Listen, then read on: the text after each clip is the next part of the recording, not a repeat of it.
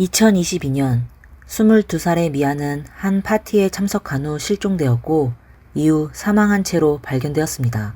2년이 지난 지금 경찰은 그녀의 것으로 확인된 231개의 신체 조각을 찾았지만 여전히 그녀의 온전한 모습을 맞출 수 없었습니다. 그러나 범인은 바로 눈앞에 있었습니다. 안녕하세요. 여기는 미스터리 수사국입니다. 오늘의 사건은 세계에서 가장 행복한 나라로 여러 번 선정된 안전지수 또한 세계 2위에 오른 국가 덴마크에서 발생했습니다. 2022년 2월 5일 토요일 덴마크 올보르 지역에서 코로나19로 인해 한동안 시행되었던 자택격리 명령이 해제되었습니다. 22살 소녀 미아는 친구들과 약속을 잡고 함께 바 거리로 축하하러 나갔습니다. 금발머리를 풀어내린 그녀는 어두운 색상의 터틀넥이 있는 등 부분이 노출된 상의와 검은색 바지를 입었으며 흰색 운동화를 신고 있었습니다. 지갑, 열쇠, 휴대전화 등은 모두 검은색 크로스백에 넣어 다녔고 손에는 술잔을 들고 있어 아주 여유로워 보였습니다. 그녀는 친구들과 이야기하며 춤을 추고 신나게 즐기고 있었습니다. 바마다 운영 시간과 술 종류가 달랐기 때문에 미화와 그녀의 친구들은 밤새 여러 바를 오가며 놀았습니다. 2월 6일 새벽 6시경 미화와 친구들이 있던 하이디스 비어바가 문을 닫았고 약간 술에 취한 미아는 다시 자리를 옮겨 근처에 있는 클럽 울프로 갔습니다. 거기서 낯선 사람들과 함께 춤을 추었고 2분 후에 집에 가기로 했습니다. 그녀는 친구들과 작별 인사를 나눌 때 친구 A가 미아를 불러 잠시 기다려달라고 했습니다. A는 다른 친구 B와 작별 인사를 나눈 후 미아와 함께 버스를 타고 집에 돌아가겠다고 말했지만 미아는 기다리지 않고 혼자서 버스 정류장으로 걸어갔습니다. A는 미아가 떠날 때 정류장에서 기다려 금방 갈게 라고 크게 외쳤습니다. 하지만 A가 정류장에 도착했을 땐 불과 10분 정도밖에 차이가 나지 않았지만 그곳엔 미아가 없었습니다. A는 버스 정류장의 시간표를 확인했습니다. 그날 첫 번째 버스는 약 90분 후인 7시 35분에 도착할 예정이었고 당시 기온이 거의 영하에 가까웠기 때문에 얇게 입고 있던 미아가 버스를 기다리는 대신 택시를 타고 집으로 갔을 거라고 추측했습니다. 그러나 그 순간부터 아무도 미아에 대한 소식을 듣지 못했습니다. 미아의 남자친구는 계속해서 연락을 시도했지만 모두 실패했습니다. 미아의 가족은 점점 불안해졌고 곧바로 경찰에 신고했습니다.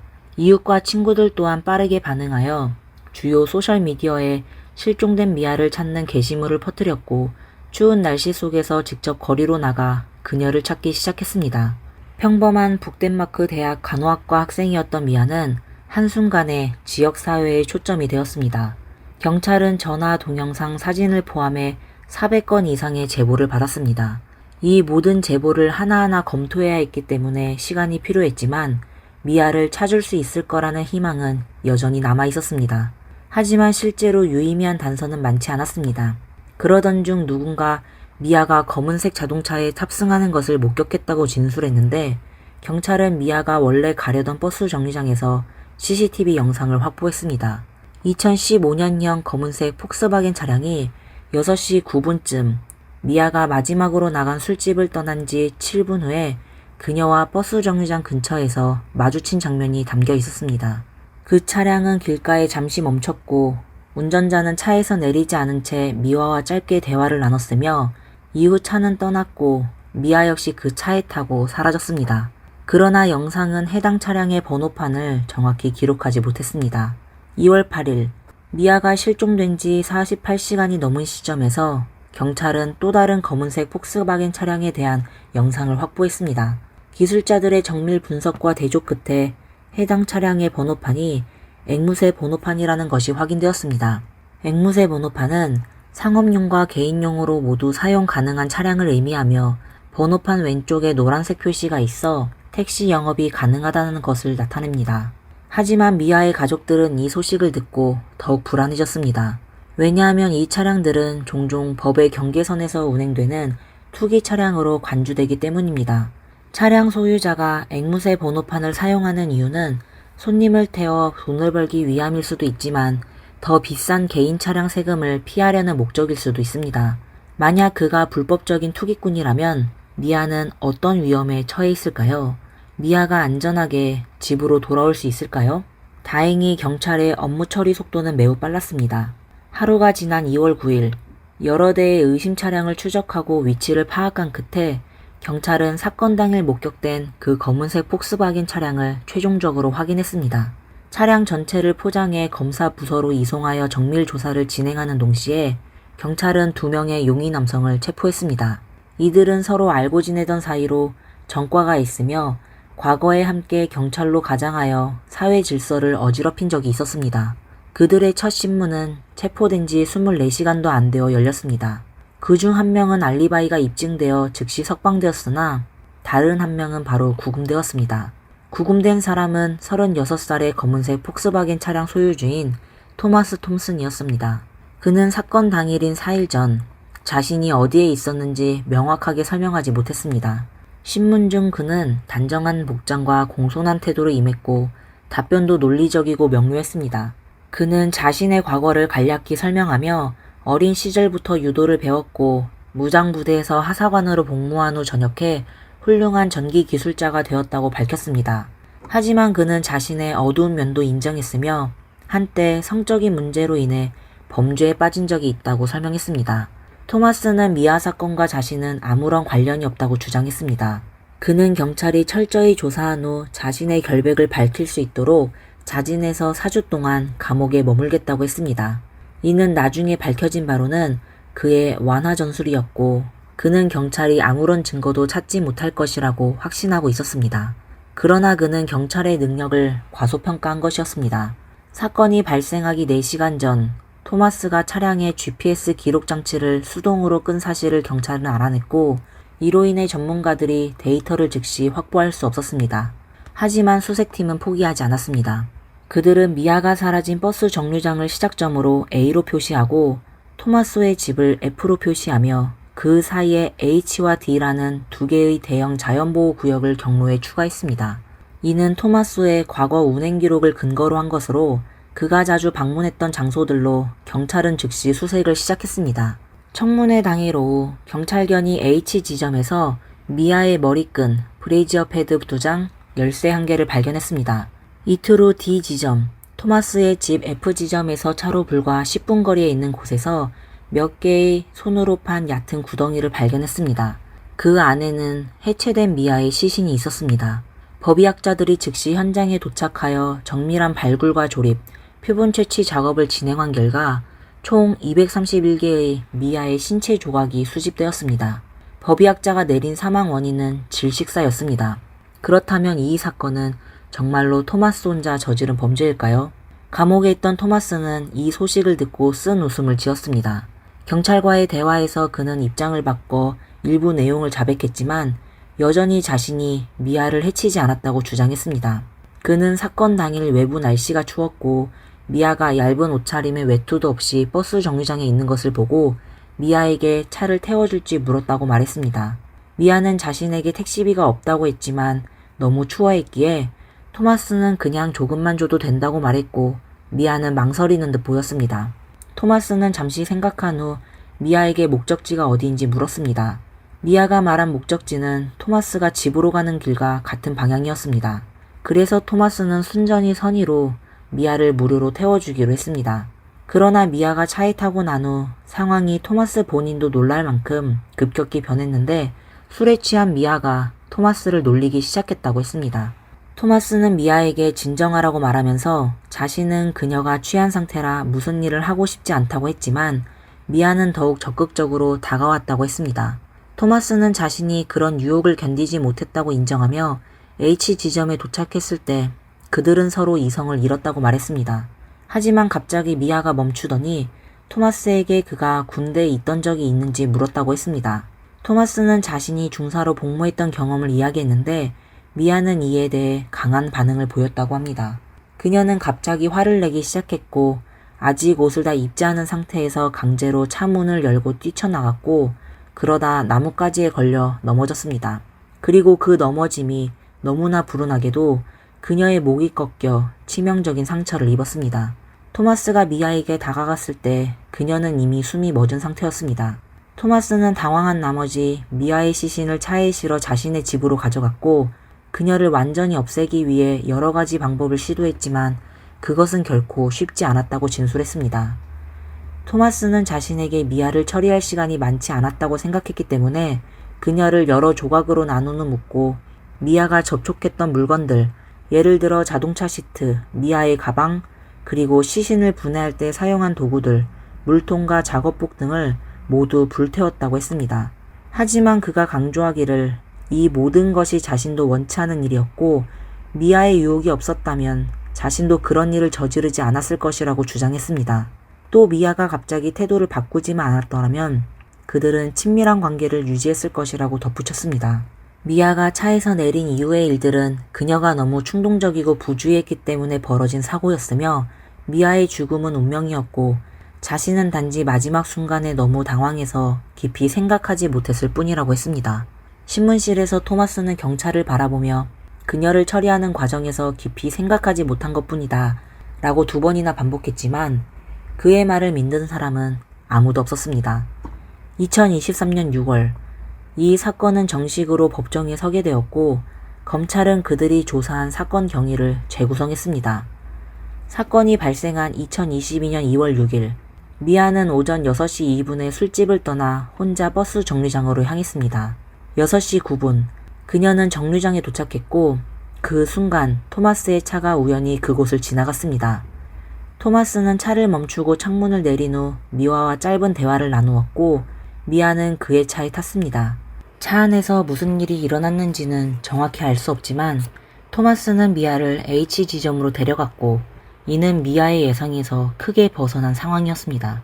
이때 미아는 도망치려고 했고 그녀의 머리끈 열쇠 그리고 브레이지어 패드 2장은 같은 장소에 떨어진 것이 아니라 각각 약 100m씩 떨어져 있었습니다. 이것들은 마치 미아의 도주 경로를 기록하는 듯한 모습이었습니다. 하지만 토마스는 곧 미아를 쫓아가 그녀를 다시 차 안에 묶어 태웠고 신속히 자신의 집으로 데려갔습니다. 집에 도착한 후 토마스는 미아를 차에서 안아내렸고 집 안에서 미아와 무언가를 하려고 했지만 미아는 저항하며 다시 한번 도망치려 했습니다. 미아는 침실 문 손잡이를 잡았고 그곳에는 그녀의 DNA가 남아 있었습니다. 하지만 결국 미아는 토마스의 폭력을 피하지 못했습니다. 토마스는 자신의 욕망을 채운 후 미아가 살아서 돌아가 자신을 고소할 기회를 주지 않기 위해 그녀를 목졸라 숨지게 했습니다. 토마스의 최초 동기는 그의 성적 욕망이었으며 그는 미아에게 강압적인 행위를 저질렀습니다. 여기에 대한 2가지 간접적인 증거가 있었습니다. 첫째, 토마스는 첫 자백에서 미아를 본 후 어떤 이유에서였는지 자신을 억제하지 못했다고 말했습니다. 둘째, 경찰은 토마스가 미아를 만나기 6시간 전에 성인 영화를 시청했고 4시간 전에 차량의 GPS 추적 시스템을 껐다는 사실을 확인했습니다. 이는 토마스가 이미 도로에 나와 있었고 오랫동안 타겟을 물색하고 있었다는 것을 보여줍니다. 그때 토마스는 법정에서 반박하며 말했습니다. 제가 성인 영화를 본 게 어쨌다는 겁니까? 그럼 제가 꼭 밖으로 나가서 여자를 찾아 욕구를 풀어야만 했나요? 제가 GPS를 끈 건 한 경찰이 저를 계속 주시하고 있는 걸 발견했기 때문입니다. 그의 의도가 무엇인지 몰랐고 그저 빨리 그를 피해 벗어나고 싶었습니다. 경찰이 말하는 사건 재구성은 정말 웃깁니다. 그날 미아는 단순히 일부러 유혹한 것뿐만 아니었습니다. 그녀는 저에게 갑자기 달려들었고 제가 거절할 수 있었겠습니까? 하지만 난감했던 건 제 욕망이 자극되었을 때 미아가 갑자기 차 문을 열고 떠나려고 했다는 겁니다. 그리고 그녀가 차에서 내리더니 발을 헛디뎌 넘어졌고 그 자리에서 목숨을 잃었습니다. 이것이 제 잘못입니까? 저는 그녀와 아무런 관계도 맺지 않았습니다. 그런데 왜 법의학자는 그렇게 비전문적입니까? 미아의 시신은 결국 완전히 조립되지도 않았고 특히 목 부분을 포함한 여러 부분이 결손 상태였는데 왜 법의학자는 미아가 목 졸려 질식사했다는 단정을 짓는 겁니까? 그의 근거가 무엇이죠? 왜 그런 거짓말을 해서 저를 함정에 빠뜨리려고 하는 겁니까? 그러나 이번 해명은 토마스가 첫 자백에서 미아가 넘어지면서 목이 꺾였다고 말한 것과 시간대와 세부사항 모두에서 일치하지 않았습니다. 경찰은 사건 당일 오전 9시 23분에 토마스가 차량의 GPS 추적 장치를 다시 수동으로 켰다고 밝혔습니다. 이를 토대로 미아의 사망과 토마스의 신속한 사후 처리는 2월 6일 오전 6시 9분부터 9시 23분까지의 짧은 3시간 내에 발생한 것으로 판단됩니다. 그의 처리 속도는 매우 빨랐으며 상황에 따라 유연하게 대응했지만 사건 이전에 이미 모든 것을 계획해 두었을 가능성도 배제할 수 없었습니다. 그는 이날 반드시 한 여성을 불법으로 점유하고 살해할 것을 사전에 계획했을 수도 있습니다. 또 한 가지는 토마스가 미아 사건에 충격을 받았다고 말했지만 그가 정말로 놀랐을까요? 미아가 사망한 바로 그날 오후, 그는 평소처럼 피자와 사탕을 사러 갔고 전기공으로서 개인 의뢰를 받아 약간의 돈을 벌었습니다. 그 후 며칠 동안 그가 체포되기 전까지도 마치 아무 일도 없었던 것처럼 규칙적으로 출근했고 친구들과 문자 메시지를 주고받으며 심지어는 웃긴 농담과 과장된 이모티콘까지 보내며 평소와 다름없이 행동했습니다. 6월 29일 재판 결과가 나왔습니다.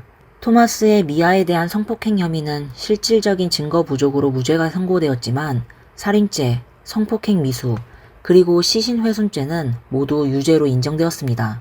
이에 대해 토마스는 불복하고 곧바로 항소했고 2024년 5월 고등법원에서 2심이 열렸습니다. 2심에서 검찰은 총 16명의 증인을 불러냈고 이들은 토마스가 인격적 결함이 있으며 정신분열증을 앓고 있다고 증언했습니다. 그의 또 다른 면모는 매우 고립적이고 어두운 성격이었으며 미아 사건이 발생하기 15년 전에도 그는 남의 집 창문을 기웃거리며 엿보거나 비오는 밤에 어떤 여성의 집 앞에서 밤을 새워 유죄 판결을 받은 적이 있었습니다. 의학기술의 발전으로 토마스의 DNA는 잠든 여성을 몰래 훔쳐보거나 불법으로 집에 침입한 뒤 옷을 벗고 여성에게 밀착하는 두 건의 사건과도 연관이 있는 것으로 확인되었습니다. 토마스의 첫 번째 여자친구는 법정에서 증언하기를 토마스는 매우 강한 통제 욕구를 가지고 있었고 항상 그녀를 감시했다고 했습니다. 위치 추적뿐만 아니라 그는 이전 여자친구와 성인 게임을 하며 사진을 찍는 것을 좋아했습니다. 예를 들어 여자친구가 침대에서 토마스와 성인 게임을 하기로 동의했을 때였습니다. 한 번은 토마스가 이 여자친구를 매우 꽉 묶었는데 그녀는 질식할 것 같은 느낌을 받았다고 합니다. 하지만 토마스는 그런 것을 좋아한다고 말하며 무슨 일이 생겨도 상관없다고 했습니다. 이에 대해 토마스의 남성 친구가 법정에서 증언하며 토마스는 실제로 거의 질식하거나 기절할 것 같은 쾌감을 매우 즐기는 편이라고 했습니다. 그는 때때로 남자들과도 같은 위험한 게임을 즐겼다고 말했습니다. 두 번째 여성 증인은 법정에서 토마스가 나이에 대해 자신에게 거짓말을 했으며 여러 달콤한 말로 자신을 속여 잠자리를 가졌다고 진술했습니다. 그녀는 토마스의 컴퓨터에서 엑셀 파일을 발견했는데 그 파일에는 토마스와 관계를 가졌던 여성들의 정보와 그들 각자의 성적 취향과 습관이 기록되어 있었다고 했습니다. 토마스의 세 번째 전 여자친구는 토마스가 한때 수갑으로 자신을 난방기구에 묶었으며 여자친구는 공포를 느끼고 그에게 풀어달라고 했습니다. 하지만 토마스는 전혀 듣지 않았고 오히려 그녀의 사진을 찍은 후 강제로 일을 시켰습니다. 네 번째 전 여자친구도 법정에 나와 자신이 토마스와 헤어진 후 토마스가 몰래 자신의 자동차 브레이크 라인을 훼손했다고 말했습니다. 다행히 큰 사고는 없었지만 이 모든 정황은 토마스가 항상 고요함을 견디지 못하며 여러 차례 문제를 일으켰다는 것을 보여줍니다. 실제로 그는 7건의 사건으로 기소되어 형을 받은 적이 있었습니다. 이 피해자들이 모두 나서서 정의를 외치는 동안 법정에 있던 토마스는 계속해서 그들을 악랄한 눈빛으로 쳐다보고 있었습니다. 검찰은 인정했습니다. 2년이 지났지만 그들은 끝내 미아의 온전한 시신을 완전히 복원하지 못했습니다. 미아가 어떤 일을 겪었는지는 토마스만이 알고 있을 겁니다.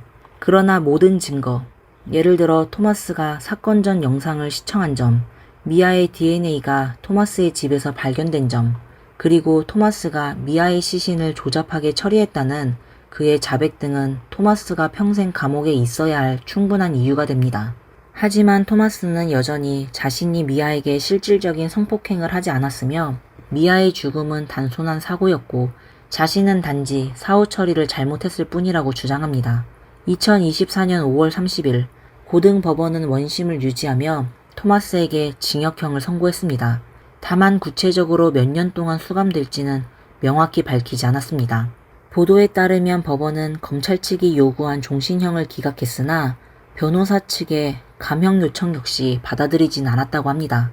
마지막으로 이 사건은 외출 시 항상 신중하고 경계를 늦추지 말아야 한다는 교훈을 다시 한번 일깨워줍니다. 오늘의 이야기는 여기까지입니다. 여러분의 의견을 댓글로 남겨주세요. 그리고 좋아요와 구독도 부탁드립니다. 다음 시간에 다시 뵙겠습니다. 감사합니다.